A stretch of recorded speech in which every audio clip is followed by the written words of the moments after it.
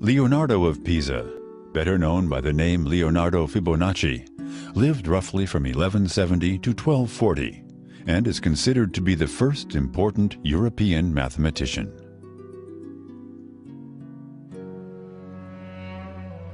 On journeys to Africa, Byzantium, and Syria, he came into contact with Arabic mathematics, which in the Christian Occident was largely unknown.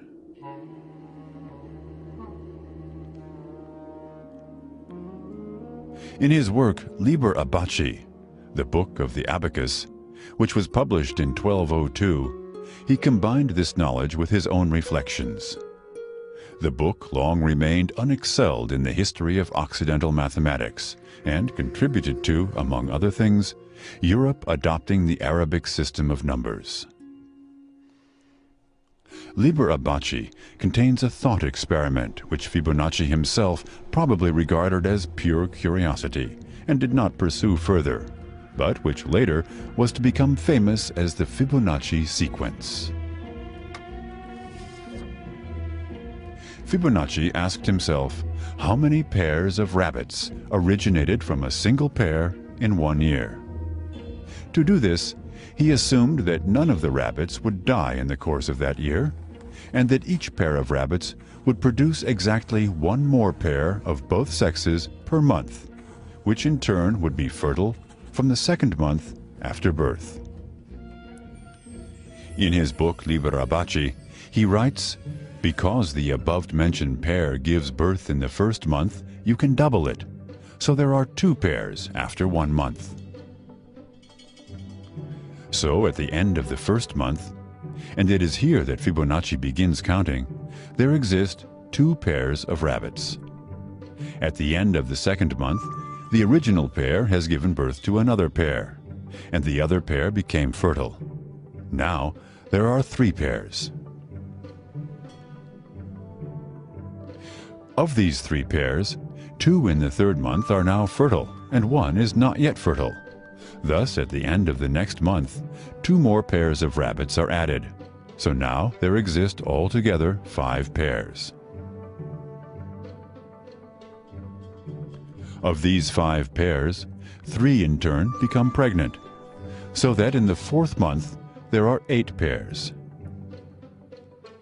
To find out how many pairs of rabbits there are, Fibonacci observed, all you have to do is in each case to add up the sum of the pairs of rabbits of the 2 previous months. To begin with, there is 1 pair of rabbits. After 1 month, there are 2 pairs. After 2 months, there is 1 plus 2, or 3 pairs. After 3 months, 2 plus 3, or 5. After 4 months, 3 plus 5, or 8, and so on. Until, after 11 months, 233 pairs of rabbits have resulted from the first pair. And Fibonacci writes, when finally the 144 pairs are added to those born in the last month, in the end there are 377 pairs. And the above-mentioned pair have finally produced that many pairs at the end of 1 year.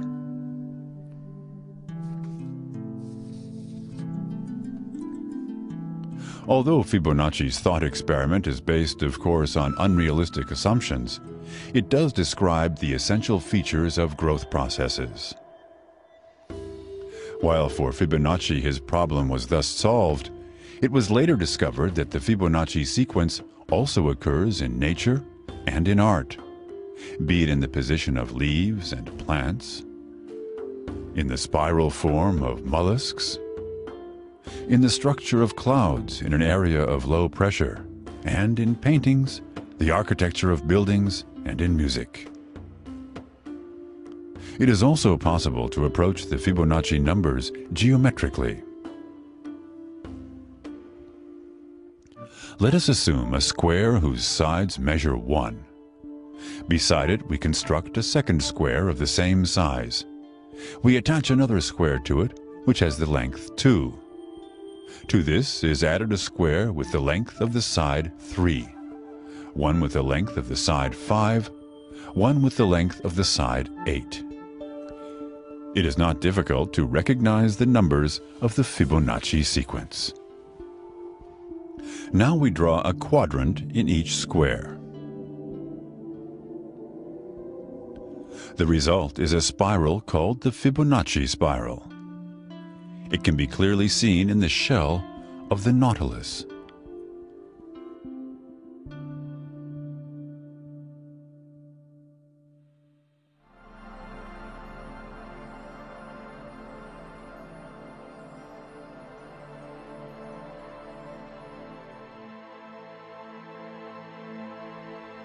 To better understand the role of the Fibonacci series and organic geometry in the world around us, we met with Michael Schneider, author of A Beginner's Guide to Constructing the Universe. Michael demonstrates the dynamic presence of the Fibonacci sequence in the living, growing world. Well, the Fibonacci numbers refers to a sequence of numbers that grow by continual expansion, but a very special balanced growth expansion. And the mathematical definition of them really is an archetypal pattern. Starts off with the numbers 0 and 1. 0 sort of acts like a seed in a sense. 0 and 1, and the rule is that each next term is the sum of the two previous terms. So 0 plus 1 make 1. 1 plus 1 make 2. 1 plus 2 make 3. 2 and 3 make 5. 3 and 5 make 8. 13, 21, 34, 55, 89, 144, 233, and endless. But it's an expansive pattern that shows organic growth patterns that occur all through nature. The invisible Fibonacci spiral shows itself in the visible world, in the nautilus shell, the sunflower, and the branching of trees. This mathematical sequence charts nature's progress of organic spiraling growth through self-accumulation. The appearance of this sequence, embodied by the Fibonacci spiral or golden spiral in plants, animals, or solar systems, tells us that the Fibonacci sequence and phi ratio underlie an internal harmony, excellence, and dynamic balance during the inevitable growth and dissolution processes. It is the play of life itself, clothed in the four states of matter. These characteristics are the open secret of balance of animal horns, seashells, plants, and galaxies. For example, as the chambered nautilus creature grows larger, the gland that exudes shell material also grows, building a widening shell. The shell's golden spiral shape maintains the same center of gravity at any size, so the nautilus need not learn how to balance itself as it matures. The same is true for the growing horns of a ram. As the horn material accumulates, growing larger and more massive, its golden spiral shape maintains the same center of gravity. Thus, the ram need not adjust its posture throughout life to uphold its growing horns. Similarly, the tree that puts out branches and leaves in spiral staircases up and around their respective trunks can get enormously large, yet the tree always balances, no matter how massive and complex it grows to be. And so any kind of organic expansion will benefit from this kind of growth that incorporates balance, physical balance. It will pack the most seeds in the least space. And whenever you find these Fibonacci numbers, you also find spirals. And the benefit of the spiral is, of course, organic, expansive growth in a kind of a fashion that will also maximize all the benefits of the seed properties and so forth. The way they show up in the plant world is rife with these numbers. For example, in this artichoke flower, I will simply, let's see, I'll draw a mark so we know where we started on this, and I'll count this row of petals as one row. And what I'm going to do is count the numbers of parallel rows of petals. So there's 1, 2, 3, 4, 5, 6, 7, 8, and then back to the beginning. So there are 8 rows leading in this direction, but each petal plays a role in 2 directions. So I can also think of these as spiraling this way. And if I count the numbers of parallel rows here, we'll count that as 1, 2, 3, 4, 5, and back to the beginning. So there are 8 in this direction, 5 in that direction. That's what you find throughout nature. 2 consecutive Fibonacci numbers composing the same structure. And what this does, what this number pattern does, is it gives perfect balance to the structure as it's growing. Not as a static structure, but these Fibonacci numbers and the spiral, the logarithmic organic spiral that occurs with them, balances through growth, transformation, expansion. And that's the beauty of this. It's balanced through growth and change, through these numbers. It's an organic expansion from that, you might say, 0 seed to as large as you like, but it's always going to have a self-resembling property. It's the closest, the logarithmic spiral is the closest definition you can get to a definition of life. It was the Greek mathematician Euclid who, around 300 BC, produced the first precise description of the golden section. He called it division according to the outer and middle proportion.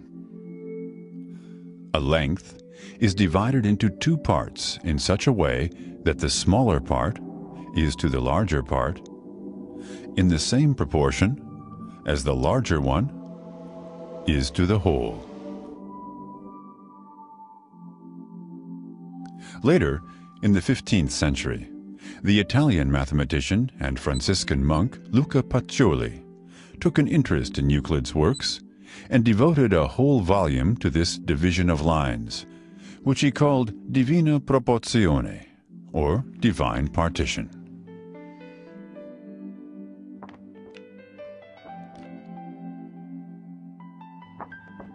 Around 1600, Johannes Kepler, known for the Kepler laws of the movements of planets, discovered the relationship between the Fibonacci numbers and the golden section. He observed that the relationship between a number in the Fibonacci sequence and the previous number more and more closely approaches the irrational number phi, the longer the sequence is continued.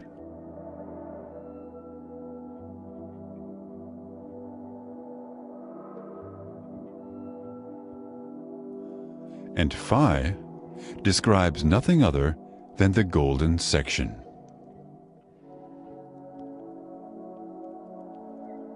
The golden section defines a proportion which has always been perceived as especially beautiful and harmonious. In many epochs, we find its application in almost all cultures throughout the world, above all, in architecture and art.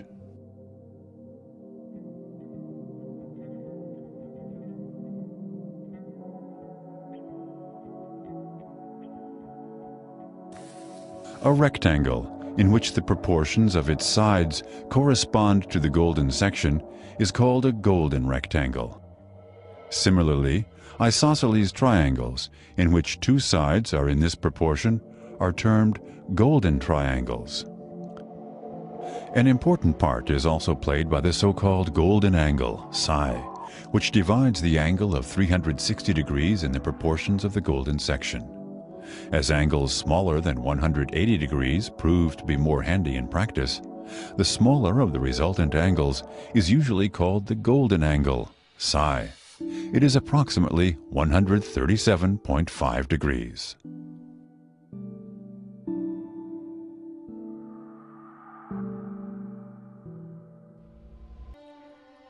The pentagram is a regular 5-pointed star, which is formed by the diagonals of a regular pentagon, and which has been considered to be a magic sign since antiquity. The golden section appears here in an especially impressive way, as it can be found geometrically in the pentagram several times. For each line and partial line, there is a partner, which, together with it, is in proportion to the golden section.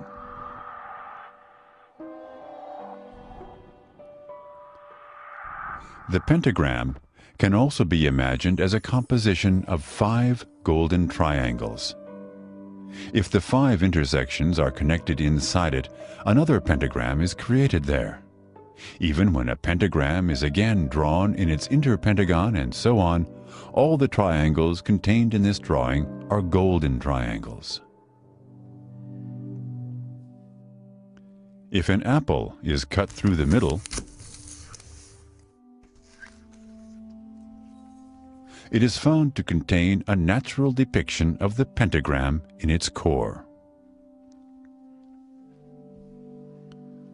Like all members of the rose family, the apple is assigned to the female, the life-giving principle. It is thus not surprising that the pentagram is the symbol of Venus, both of the planet and the goddess.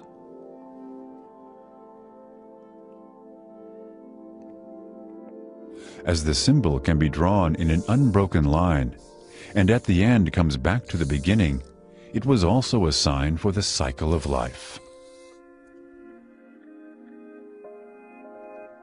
In the Middle Ages, the pentagram, or pentacle, was used as a figure to ward off demons. And even today, it is omnipresent. The stars of numerous flags, for example those of the USA or the EU, are all pentagrams. The symbol of Islam or the Soviet star are also pentagrams.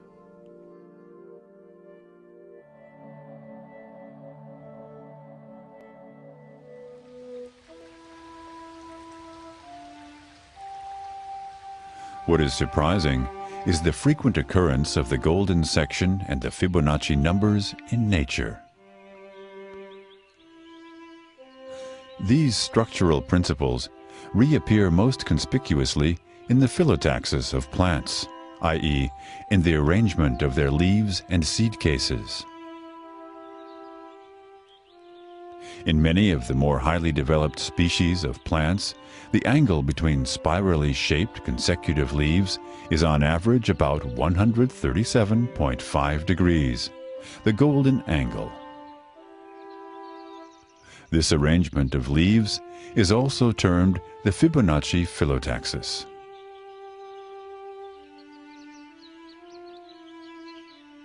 As the golden angle is based on an irrational number, one leaf will never lie exactly over another. The sunlight coming from above can thus be used to the best advantage, and the maximum quantity of rain that falls is passed on to the roots. In the case of the sunflower, phyllotaxis appears in the spirally arranged seed cases on the flower's receptacle in an especially aesthetic form. The clearly recognizable Fibonacci spirals are not formed from seeds which follow one another in the course of growth, but rather they result as a consequence of the fact that consecutive seeds are arranged at intervals. Here, the deviation from the mathematical golden angle is less than 0.01%.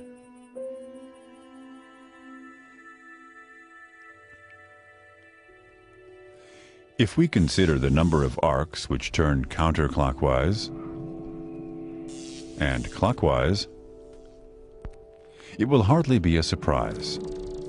Here, too, we have consecutive Fibonacci numbers. In the outer area of sunflowers, there are usually 34 and 55 spirals.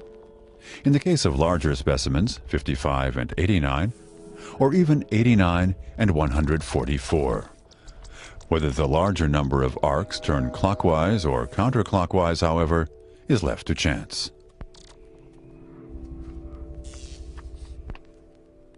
This animation shows a constructed inflorescence with 200 seeds. Moving from the center of germination, the seeds push outwards as growth progresses until the whole receptacle is filled out. Seeds that follow one another emerge precisely around the golden angle, separately from one another, as this ensures that the seeds are packed together in the most compact way. This, however, becomes clear if the angle between two consecutive seeds that follow one another in the course of growth is changed. As we can see here, 13 and 21 Fibonacci spirals emerge.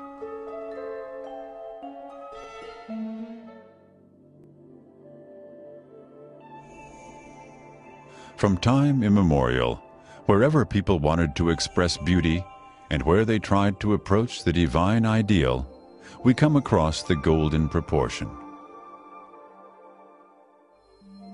Generally in art and in architecture, and in particular at holy sites. Even in the pyramids of Giza, the proportions of the number phi are revealed with astounding accuracy. Thus, for example, in the case of the Cheops pyramid, the proportion of the length of the side of the pyramid to half of the pyramid's base is 356 to 220 ells, and that corresponds to 1.618 of the number phi. Also, in the most famous stone monument, Stonehenge, which was built near Salisbury, England, some 3,500 years ago, we again find the golden measurements.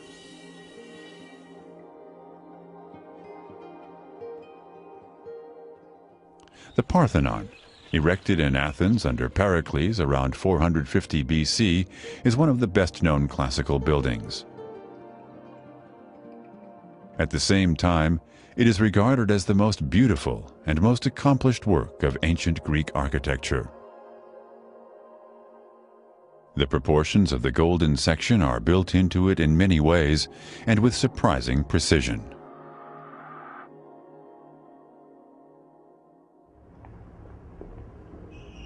From 1940, the architect and painter Le Corbusier developed a uniform measuring tool which replaces the metric system with a scale of harmonious dimensions derived from the proportions of the human body and the golden section. In his book, The Modular, in which he published these ideas, and which today is one of the most significant works of architectural theory, he writes, "A person with a raised arm provides in the main points where space is displaced, foot, solar plexus, head, fingertips of the raised arm, 3 intervals, which result in a series of golden sections named after Fibonacci." In art, the proportions of the golden section appear in the basic structure of numerous well-known paintings, such as The Last Supper by Leonardo da Vinci, or this self-portrait by Albrecht Dürer. An artist of modern times who conspicuously employs the golden section is, for example, the Dutch painter Piet Mondrian.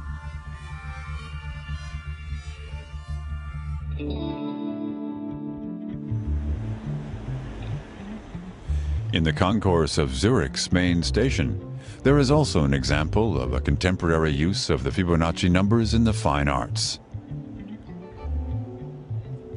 The installation Ovus Philosophicus by the Italian artist Mario Merz.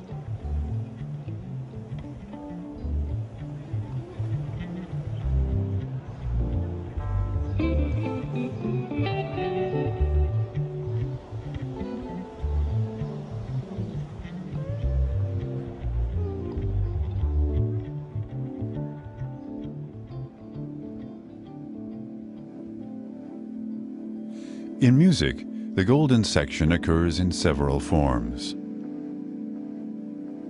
Let us take a look at a piano keyboard. The interval of an octave from C to C1 comprises 8 white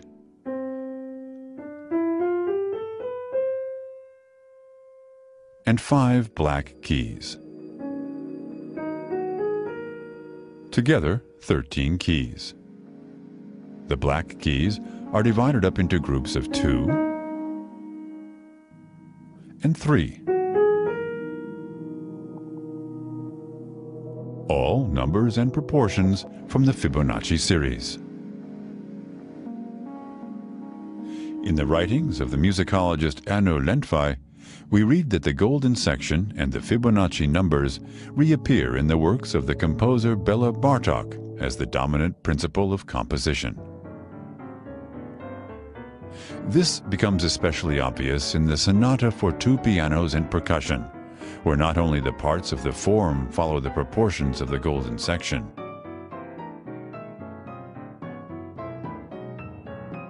Bartok himself, whose favorite flower is said to have been the sunflower, has, however, never made mention of this.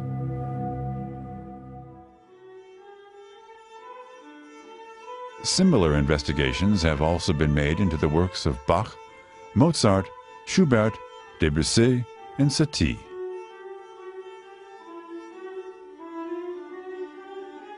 Last but not least, the golden section is also to be found in the construction of musical instruments.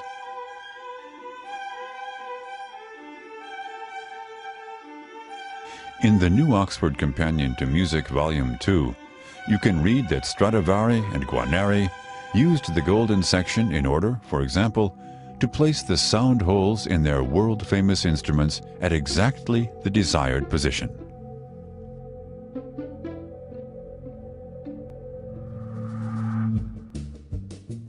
The American-French mathematician Benoit Mandelbrot is very largely responsible for the interest in fractal geometry and the chaos theory that emerged in the 1980s. Fractals are firstly only mathematically defined objects, which are not 1, 2, or 3-dimensional, but something in between. It is impossible to imagine that clearly.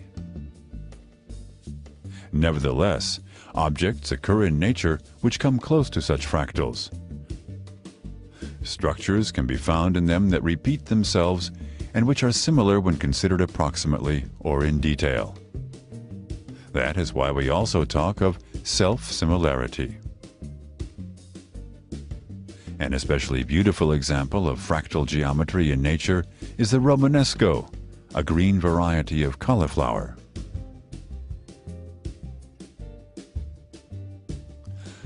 But it was not so much the scientific significance as the possibility of producing pictures of great aesthetic appeal using simple algorithms and the computer that no doubt contributed to the popularity of fractals. The most famous of them is probably the Mandelbrot set. In it, similar but repeatedly new and incredibly beautiful structures are revealed in the area of their edges with every enlargement.